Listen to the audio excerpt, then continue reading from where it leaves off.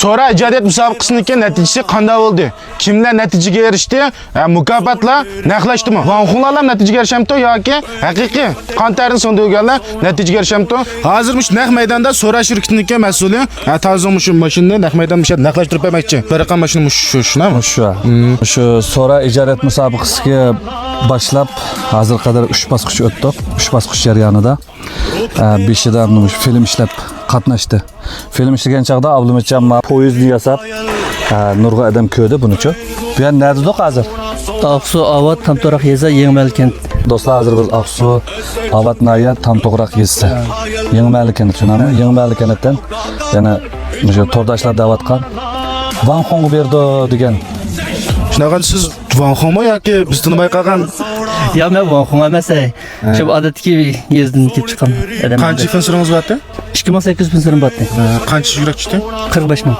Demak bu nuqul o'sha vanxonlik birliqqa mukofot yoki natija emas.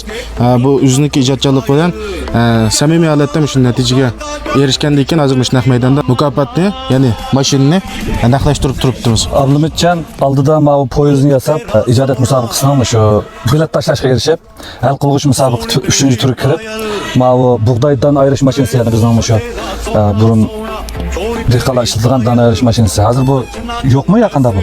Bir qism yerlarda ishlatilgan endi ko'pincha yerda unutilib ketdi.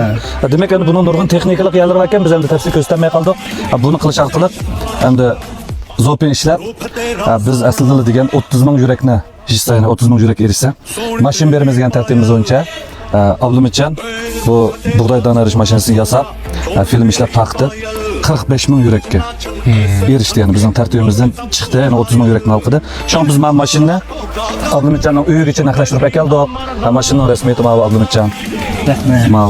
Mana kinishkisi, mana ochqisi. Muborak bo'lsin. Buni hech qanday badalsiz, shartsiz. Qo'qitlatim qarab atmamsa. Muborak bo'lsin danglar. Rahmat. Muborak bo'lsin. Rahmat. Sizlarga tozingni ataydan kelibdi o'shaga. Sizlarga rahmat, sizlarga bir ko'ngil sovg'am. Batdi hamda az bo'lsin. Oy. Abdumitjon jiq kayib ketibsiz. Rahmat sizga. Sizlarga rahmat. Atayin kelibsizlar hamda. Jiroq yo'llarni japatar. Bu qatimqi So'ra shirkatining ijodiyat musobaqasi mana ko'ngilingizda naq maydon mukofotini naqlashtirib, bundan sir butun Shinjongdagi natijaga erishganlikka oldiga yiroq demay qishqib berib naqlashtirib shu musobaqaning tartibli adil o'tkazishiga kafolat qildi.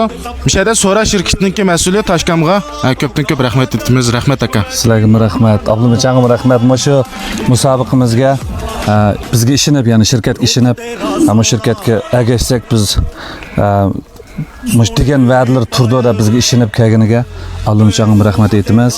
Abdumitjonga mashina naqlashtirib berdik. Muborak bo'lsin Abdumitjon. Unda bo'lsa Abdumitjonning kim shu So'ra ijodiyat musobaqasiga qatnashib, mashinasi naq maydonda naqlashdi.